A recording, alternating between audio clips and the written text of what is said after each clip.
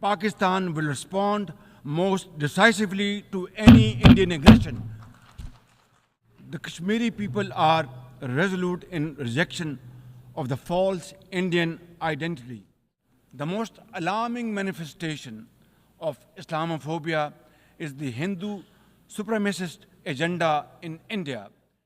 Similarly, like the people of Palestine, the people of Jammu and Kashmir too have struggled for a century for their freedom and right to self-determination.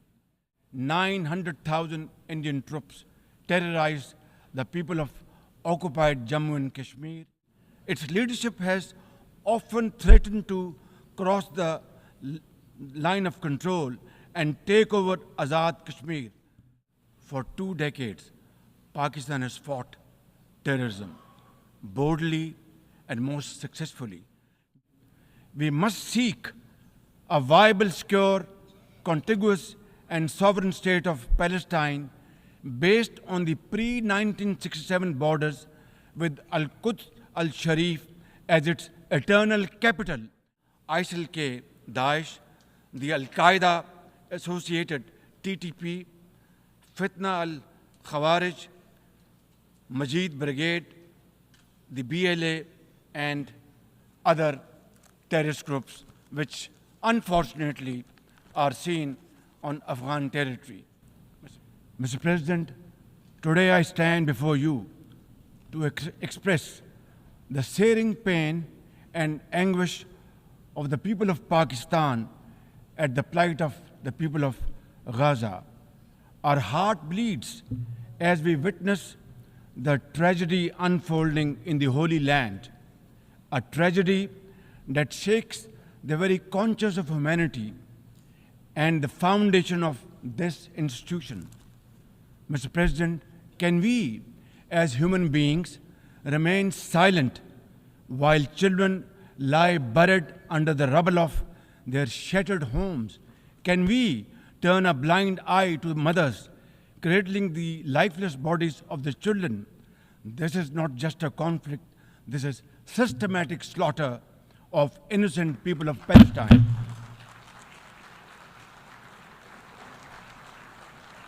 Ladies and gentlemen, an assault on the very essence of human life and dignity. The blood of Gaza's children stains the hands of not just the oppressors, but also those who are complicit in prolonging this cruel conflict. When we ignore their endless suffering, we diminish our humanity. It is not enough to condemn, Mr. President. We must act now and demand an immediate end to this bloodshed. We must remember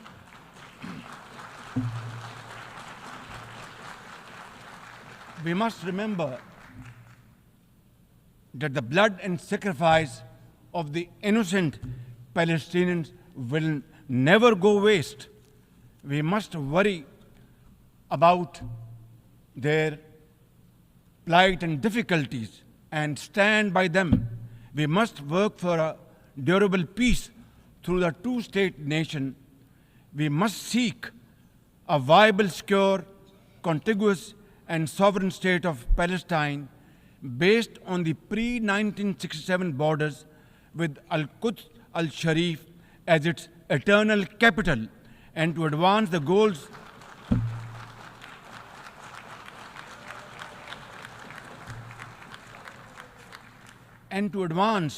these goals, Palestine must also be immediately admitted as a full member of the United Nations.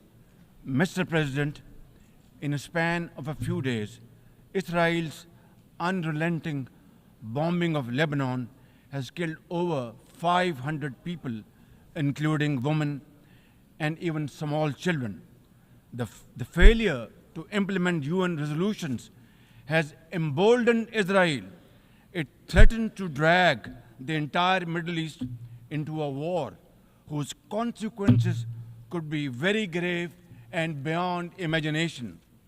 Similarly, like the people of Palestine, the people of Jammu and Kashmir too have struggled for a century for their freedom and right to self-determination. Instead of moving towards peace, India has resiled from its commitments to implement the Security Council resolutions on Jammu and Kashmir. These resolutions mandate a plebiscite to enable the people of Jammu and Kashmir to exercise their fundamental right to self-determination. Ladies and gentlemen, since the 5th of August 2019, India has initiated unilateral illegal steps to impose what its leaders ominously call a final solution for Jammu and Kashmir. Day in and day out, 900,000 Indian troops terrorize the people of occupied Jammu and Kashmir with draconian measures including prolonged curfews, extrajudicial killings, and the abduction of thousands of young Kashmiris. At the same time, in a classic settler colonial project, India is seizing Kashmiri lands and properties and settling outsiders into occupied Jammu and Kashmir in their nefarious design to transform the Muslim majority into a minority. This hackneyed tactic is employed by all occupying powers, but it has always failed. In Jammu and Kashmir too, it shall fail by the grace of God. Ladies and gentlemen,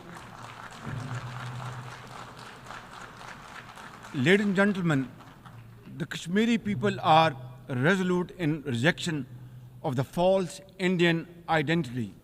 The New Delhi seeks to impose upon them very, very severe conditions, and atrocities are being committed every hour. India's policy of brutal coercion and oppression in occupied Kashmir has ensured that Burhan Wani's legacy continues to inspire the struggle and sacrifices of millions of Kashmiris. Inspired by the legitimacy of their epic struggle, they remain defiant. Their heart-wrenching stories remind us that behind every statistic lies a human life, a dream deferred, and a hope shattered. Even more worryingly, it is engaged in massive expansion of its military capabilities, which are essentially deployed against Pakistan. Its war doctrines envisage a surprise attack and a limited war under the nuclear overhang. Thoughtlessly, India has spurned Pakistan's proposals for a mutual strategic restraint regime. Its leadership has often threatened to cross the line of control and take over Azad Kashmir. Ladies and gentlemen, Mr. President, let me state in no uncertain terms that Pakistan will respond most decisively to any Indian aggression. Therefore, to secure durable peace, India must reverse the unilateral and illegal measures it has taken since 5th of August 2019 and enter into a dialogue for a peaceful resolution of the Jammu and Kashmir dispute in accordance with the UN security resolutions and the wishes of the Kashmiri people. Mr. President, remember, illegal occupation creates a fresh hell every day in the killing fields of Palestine and in the pristine valleys of occupied Jammu and Kashmir. Ladies and gentlemen, Pakistan looks forward to fulfillment of commitments made by our development partners to support the achievements of the SDGs and climate goals, including a new annual goal beyond $100 billion in climate finance. Mr. President, with nearly 100 developing countries trapped in the vicious cycle of debt and liquidity crisis, which I always call a death trap rather than debt trap, achieving the SDGs in these circumstances remain a distant mirage.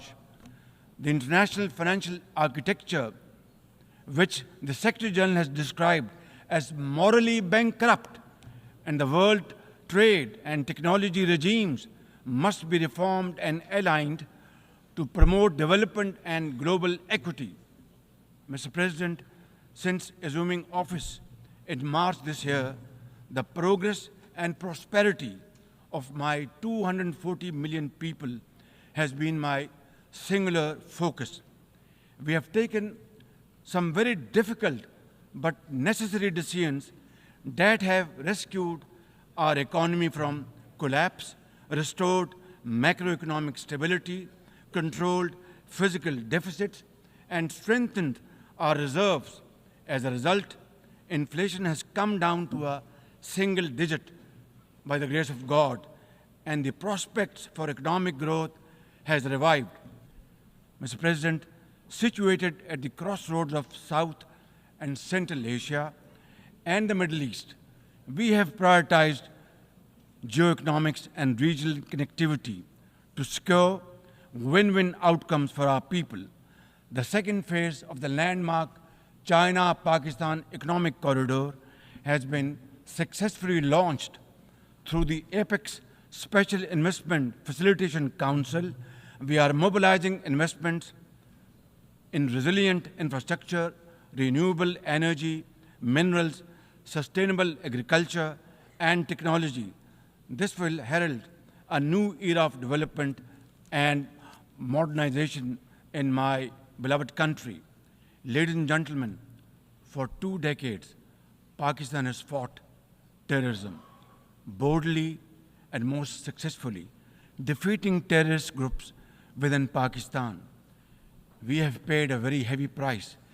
80,000 of our brave soldiers and civilians have been martyred, including innocent school-going children. And the gory memories of APS school carnage haunt us till date. Our economy has suffered a loss of $150 billion. Unfortunately, today we are again confronted by a new wave of externally financed and sponsored terrorism, especially by the TTP, Fitna al-Khawarij, and its associates. Ladies and gentlemen, make no mistake, inshallah, by the grace of God, we are determined to eliminate this threat as well through our comprehensive national effort by the name of Azm-e-Istehkam, meaning resolve to promote peace and stability. And we will work collectively with the international community to combat all forms of terrorism and reform the global counterterrorism architecture. Mr. President, Pakistan seeks the earliest possible normalization of the situation in Afghanistan. We join the UN's appeal for $3 billion in humanitarian assistance to the millions of suffering Afghan brothers and sisters. At the same time, we endorse and share the international expectations that the Afghan interim government would respect human rights, including the rights of women and girls, and promote political inclusion.